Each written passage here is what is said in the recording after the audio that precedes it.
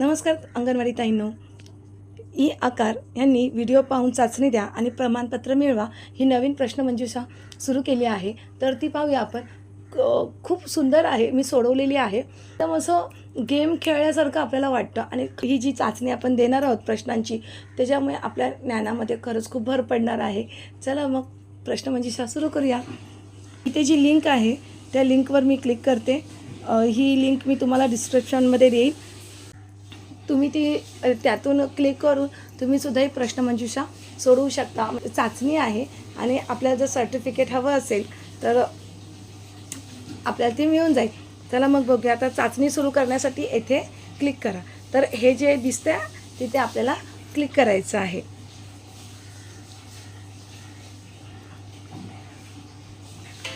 नमस्कार अंगणवाडी ताई.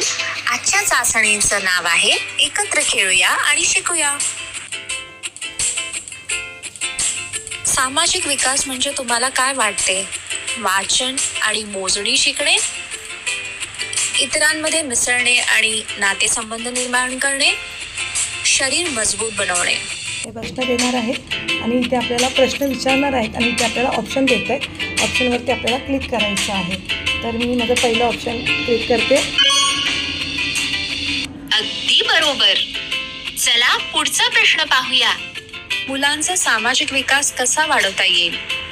संवाद साधून, एकत्र खेळून आणि आपले मत मांडण्याची संधी देऊन, जास्तीत जास्त वेळ एकटे सोडून, फक्त अभ्यास आणि पाठांतराचा दबाव टाकून.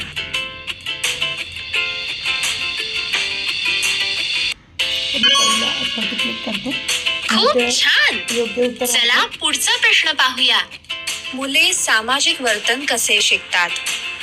मुलांशी आणि मोठ्यांशी संवाद साधून किंवा त्यांच्यासोबत खेळून, मित्र, कुटुंबातील सदस्य आणि मोठ्यांना पाहून किंवा त्यांची नकल करून, वरील दोन्ही. अप्रतिम. चला पुढचा प्रश्न पाहूया. माया बहुतेक वेळा एकटी खेळते, दुसऱ्या मुलांशी बोलत नाही आणि खेळणी वाटून घेण्यात संकोचते. तुमच्या मते तिला कोणत्या विकास क्षेत्रात मदतीची गरज आहे? लहान आणि मोठ्या स्नायूंचा विकास, सामाजिक भावनिक विकास, बोधात्मक विकास.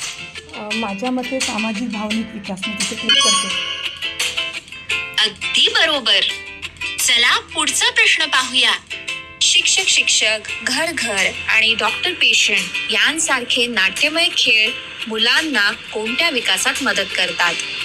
सूक्ष्म स्नायूंचा विकास, सामाजिक आणि भाषिक विकास, गणितीय आणि मोठ्या स्नायूंचा विकास. माझ्या मते सामाजिक आणि भाषा विकास. मी तिथे क्लिक करते. खूप छान. चला पुढे जाऊया.